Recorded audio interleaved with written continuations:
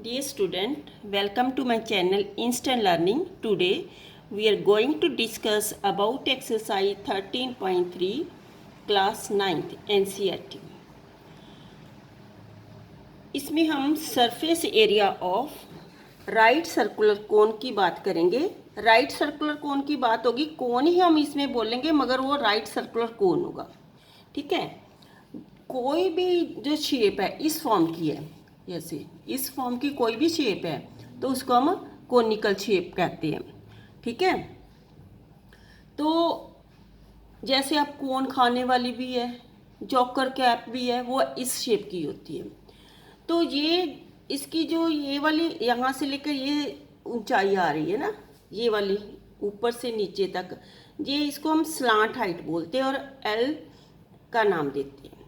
ठीक है, ये स्लांट हाइट है। अगर ऊपर से नीचे तक बेस तक जो आए वो इधर से इधर जो बेस तक आती है अंदर से, वो क्या है, सीधी हाइट है, ये हमारी स्लांट हाइट है। तो जब हम इसका कर्व्ड सरफेस एरिया फाइंड करेंगे कोन का, कर्व्ड मीन ये वाला पोर्शन जो है सारा कर्व्ड पोर्शन है। ठीक है, तो इस पोर्शन के हमने ये वाला सारा पोर्शन जो फाइंड करना है, वो उसके लिए हमें स्लांट हाइट की ज़रूरत है।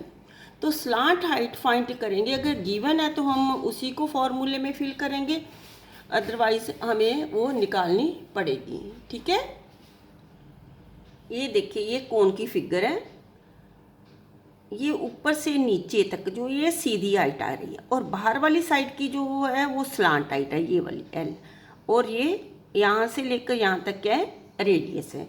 ये पूरी लाइन यहाँ से यहाँ तक जो सर्कल का डायमीटर या base of the circular cone.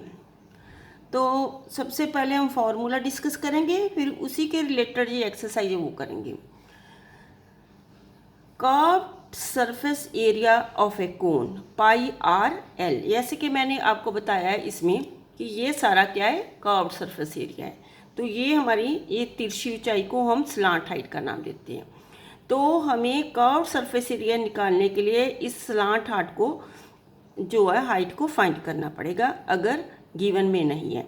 तो फॉर्मूला हमारा बना इसका कर्व्ड सरफेस एरिया निकालने का, पाई आर एल। ठीक है, आर यहाँ पे क्या है, R radius of the circular base का ये रेडियस है, L is the slant height, this one.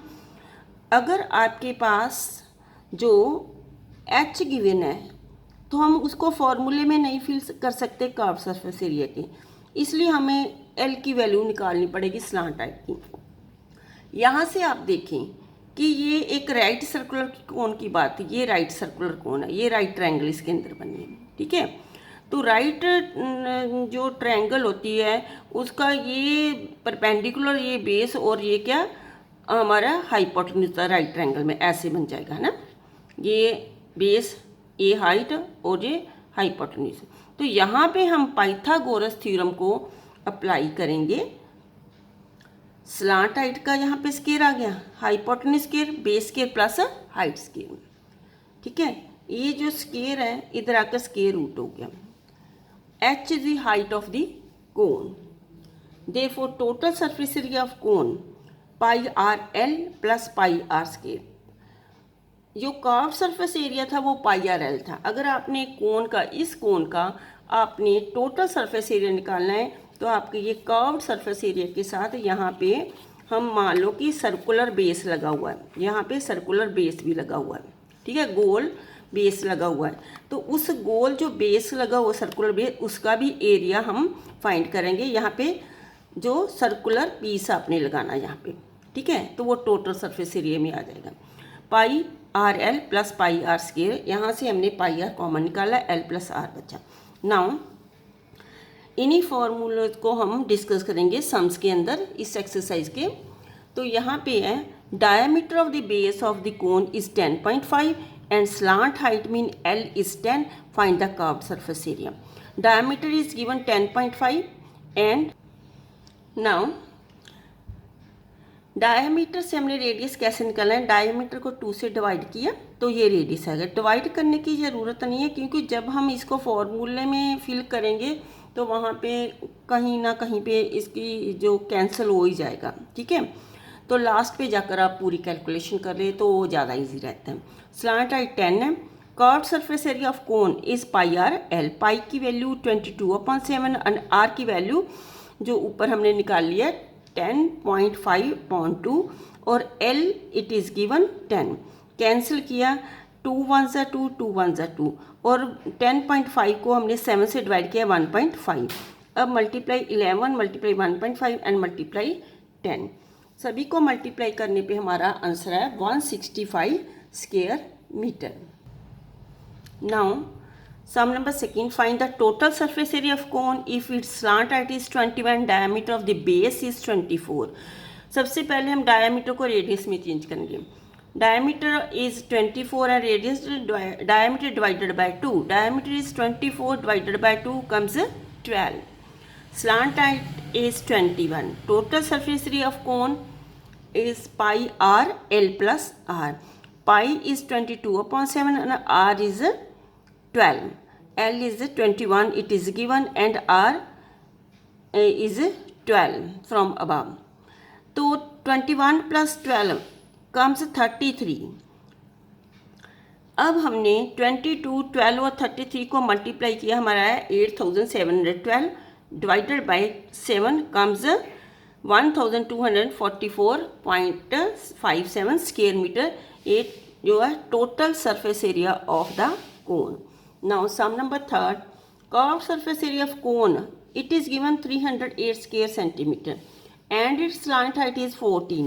Find the radius of the base and total surface area of the cone. हमने बेस का रेडियस फाइंड करना है, total surface area of cone find करना है।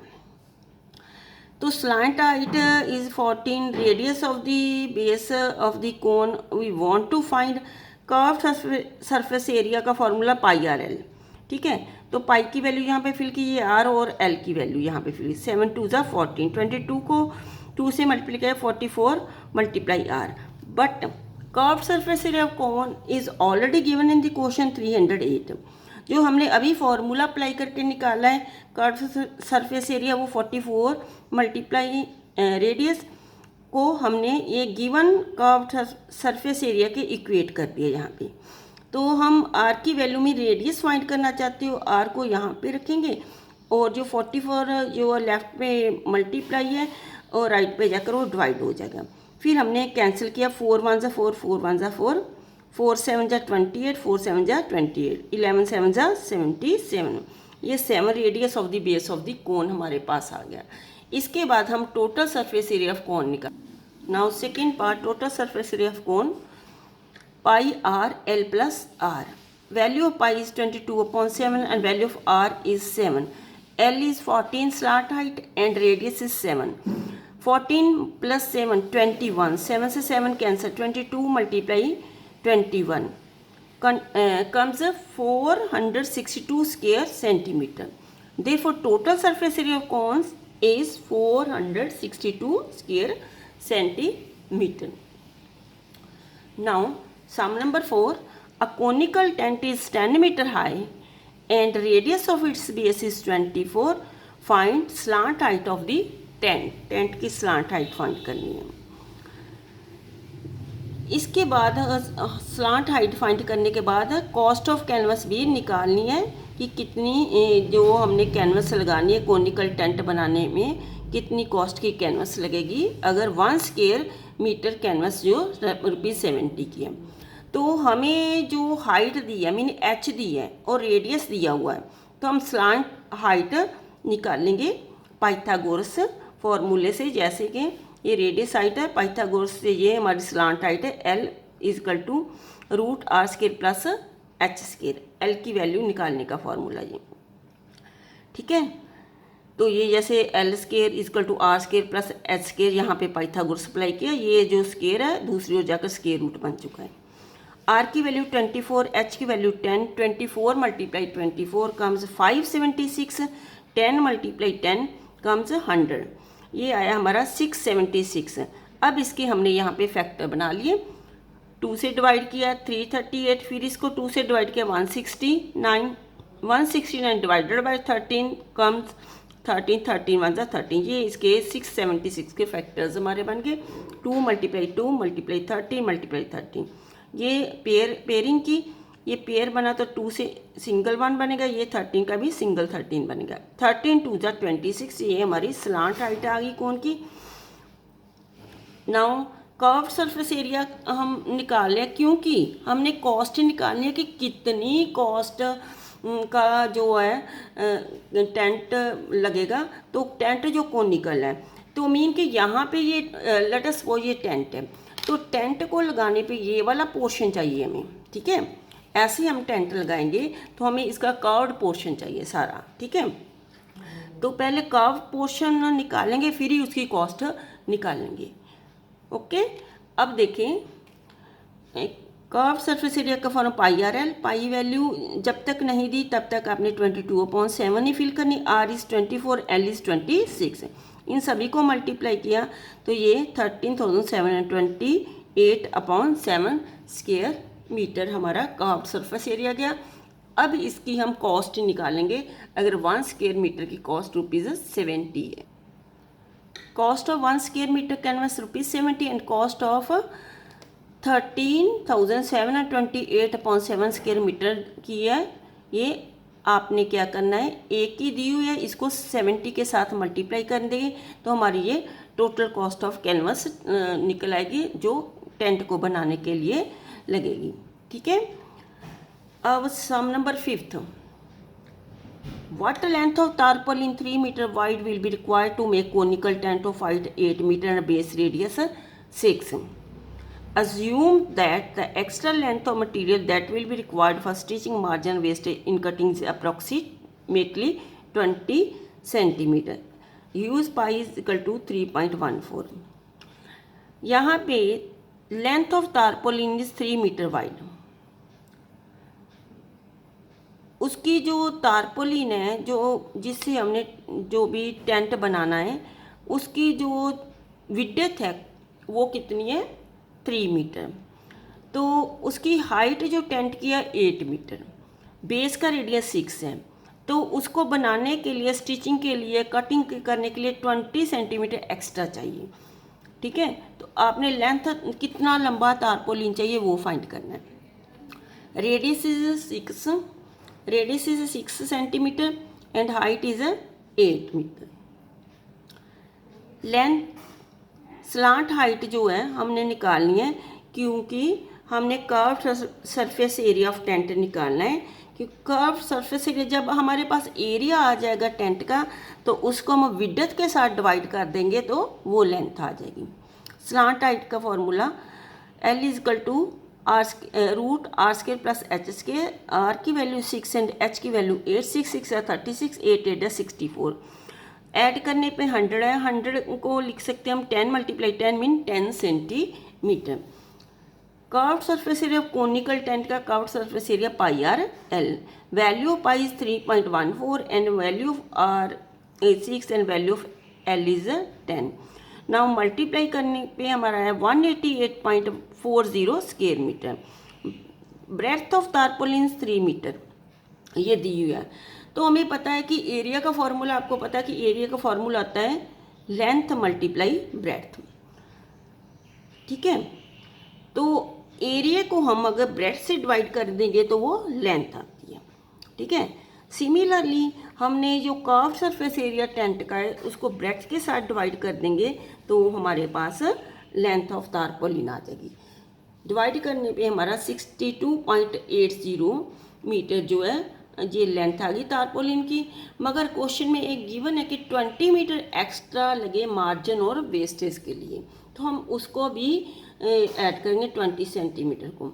20 centimetre को हम पहले मीटरों में चेंज करेंगे, फिर इसमें ऐड करेंगे, क्योंकि ये आंसर हमारा मीटरों के अंदर है।